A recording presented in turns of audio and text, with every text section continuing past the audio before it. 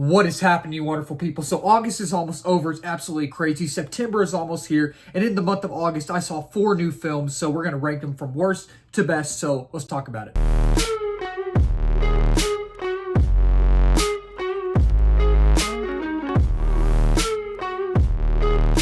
So pretty much in the month of August, I thought the month of August, while I didn't see many films, I only saw 4. I think all 4 of them were really good. So the month as a whole for the movies I saw, it was really good. It was. And coming in at number 4 is Nobody 2. Now, I actually had a really good time with this film. I did. I actually only watched the original film, the first one, for the first time a couple of days before I saw this new one. And I think Nobody 2 is significantly better than the first one. I am kind of the minority on the first one. I liked it, but I just thought it was fine. I know majority of people really enjoy that film, like the vast majority of people. I just thought it was fine. And now with this one, I also thought it was just fine. It was a good time. It was significantly better. And I think when it works, it works. When it doesn't work, it doesn't work. And I have a few negatives, I do. But I think it's one of those, just like the first one, action films that you can just turn your brain off and you can just have a good time. You can go to the theater. You could sit down on your couch, just turn it on and be like, that's funny. That's crazy. I enjoyed it for the most part. And I think, talking about my positives and I'll talk about my negatives, I think that, again, when this film works, again, it does work. When it doesn't, it doesn't.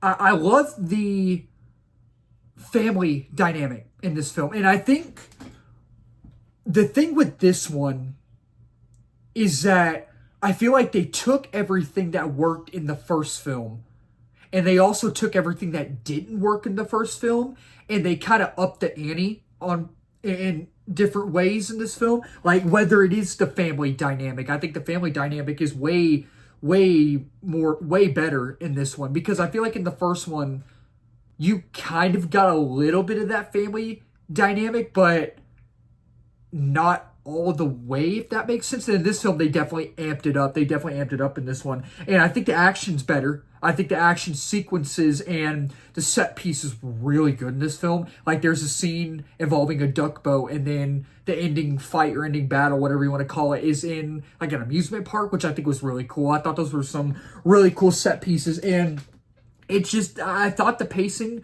for the most part was good. I thought it was good. And it's just, again, I think it's definitely better than the first one. It's way better than the first one. And I thought the editing was better in here. And I love the family dynamic. I know I already touched on that. And I thought the directing was great. I even think the directing was better. And I am a detail freak when it comes to movies. And I am an editing, directing freak. Like I love unique editing styles. I love unique directing styles. And there's a scene in this film where Bob Odenkirk, Hutch, is fighting in an elevator. Y'all probably see it in the trailer. Y'all know what scene I'm talking about. And the camera just moves. It just moves. And I just absolutely love that so much. And overall, I had a blast with it.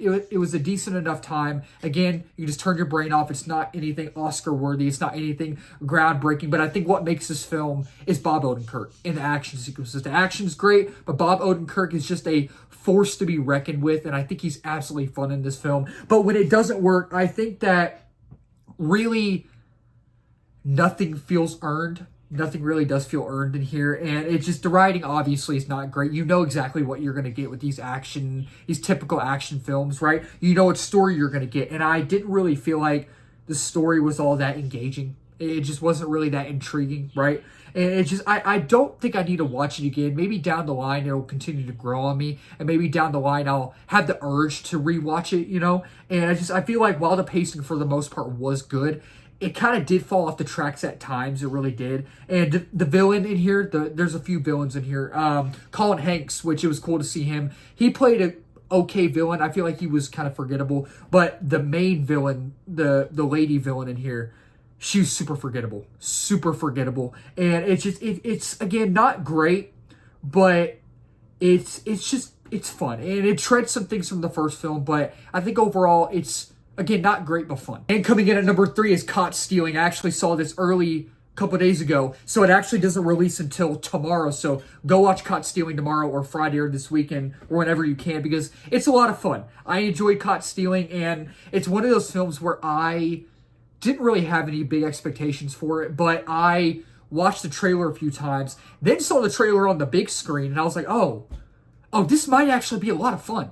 This might actually be a lot of fun, and it ended up being a lot of fun. Not like a top 10 film of the year, not a top 10 film of all time, but Austin Butler is such a great upcoming actor. He really is, and this is actually my introduction to Darren Aronofsky's work. This is my first film I've seen, the first film that he's made that I've seen from him, and so far I think he's a good director. He's a very solid director, and I think, again, when this film works, again, it works, but when it doesn't, it doesn't, and I think the positives definitely outweigh the negatives. I have a few qualms, I have a few negatives, but I really love the overall atmosphere, and I love the overall aesthetic of this film, mainly because it takes place in New York, and I love the overall New York atmosphere and aesthetic. And Darren Aronofsky, I think, is from New York originally, and you could tell that he really studied his home city, his home state, and you could tell that he really took inspiration from that, and you could tell he really took care of this film, and you could really tell that he loves New York, and I just really found that awesome. I really found that cool, and the film overall is just super entertaining. It's a super entertaining thrill ride. I think Austin Butler, again, is really great. Again, I think Zoe Kravitz, while she's not in it much, she has a decent-sized role. She's always a presence on screen, and I always love to see her in every film, and I think she was really great in here. And Matt Smith, while he's not in it much either, he is technically a prominent character, right?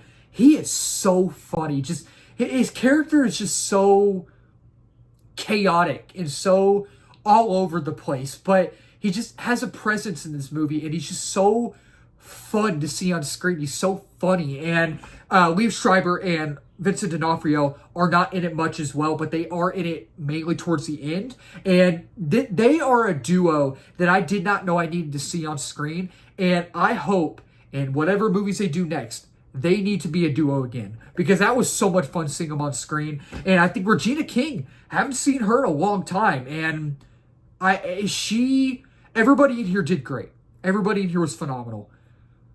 But something she did in this film, just her performance in this film, I don't know how she did it. I don't. She was phenomenal. Like, she was really good, and I think that it's just this film, it's so unique, and while I have some issues with the structure and the flow of the story, I'll talk about that in a bit when I talk about my negatives. While I didn't like the structure and the flow, I really liked the story. I thought the story was really engaging. It's a simple but sweet story about his bartender, Austin Butler, who his friend, Matt Smith, goes out of town. He has to watch his cat. Then these gangs just pull up, and it just throws you into this just cacophony of chaos story. And I just really had fun with it. And it's just not so much the camera work, but going along kind of with the aesthetic and the atmosphere. I love how it's directed. I love the editing. And I loved everybody in here, and I really did enjoy the film. But with my positives, I do have a few negatives as well. I think that I mentioned a minute ago, I really did enjoy the story. I did.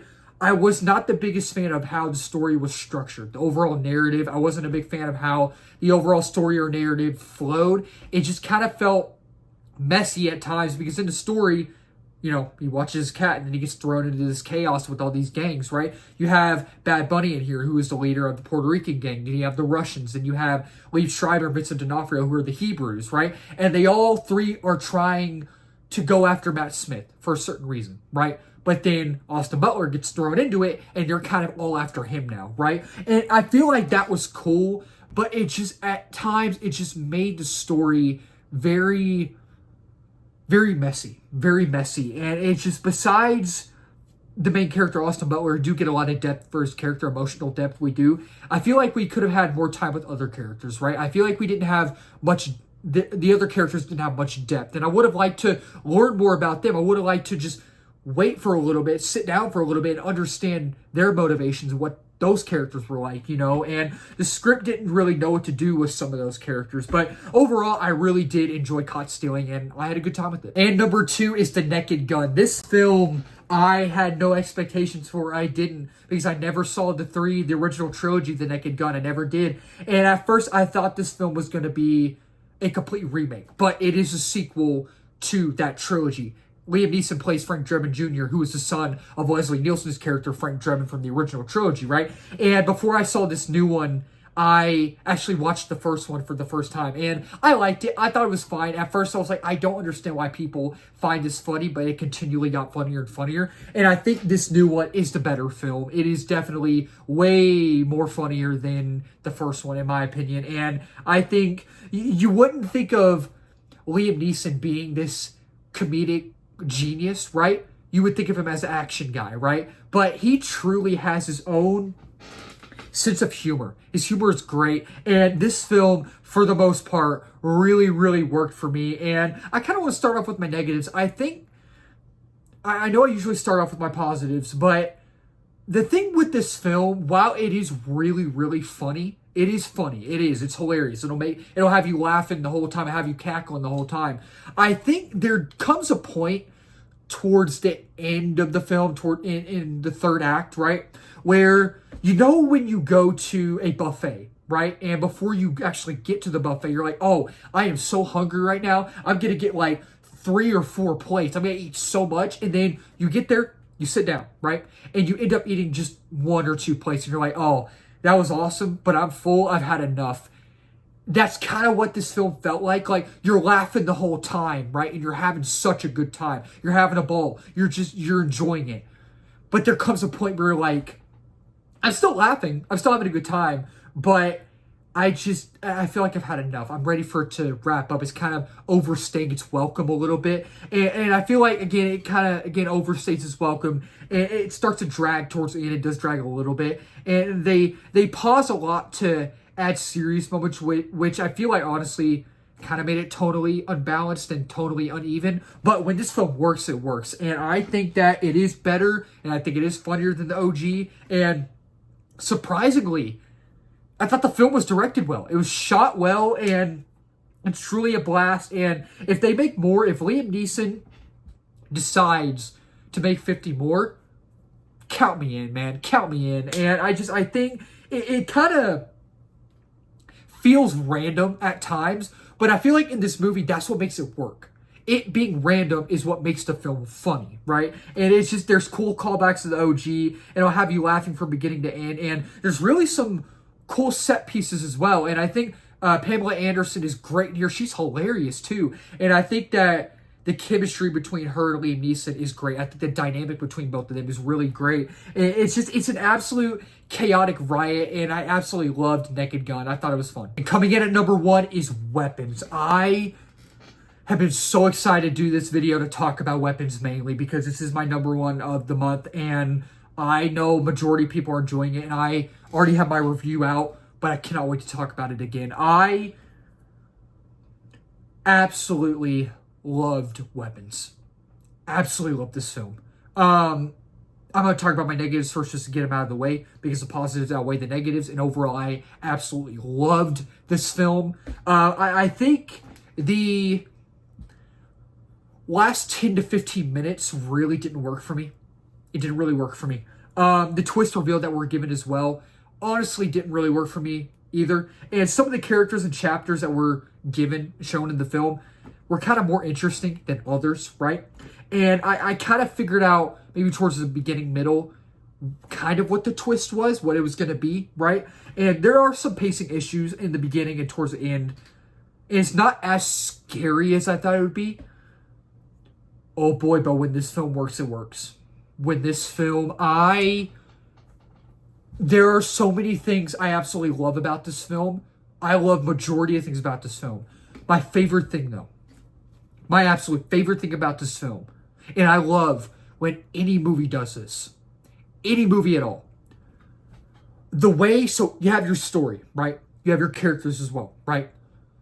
The way they structure the narrative, the way they structure the story is, okay, so it's chapter, chapter, chapter, and chapter. It's split, the movie is split into chapters, right? And it focuses on each character. And it focuses on each character and their point of view of what is going on in the story. And when it focuses on this particular character's point of view, it's the same scene from this character's point of view, but just told from their perspective with the camera, right? And I absolutely love that so much. It made it more rich. It made it more elegant. And I love the editing. I love the directing style. I love the overall aesthetic of this film. I love the overall atmosphere of this film. And it's really, the writing's great. The script, the dialogue, oh my gosh, it is amazing. The screenplay in this film, the script in this film, is one of the best screenplays of the year.